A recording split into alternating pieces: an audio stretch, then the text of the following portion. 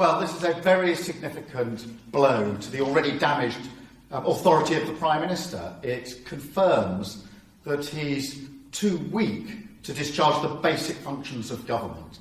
These public health measures would not have gone through if Labour hadn't shown the leadership that the Prime Minister failed to show by voting in the public interest. That's what we did, and it was because of our votes that these measures went through. I do, and I say that they should act in the public interest. In the pandemic, the Labour Party that I lead will act in the public interest.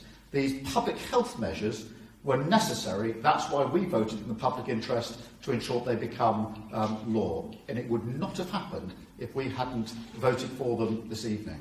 Well, I think it's very important to understand how deep the breach of trust is between the Prime Minister and his own party.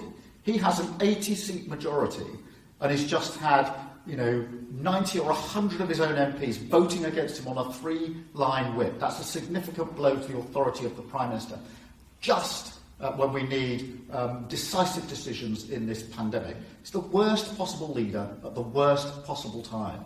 We voted for these public health provisions because it was in the public interest to do so in the middle of a pandemic.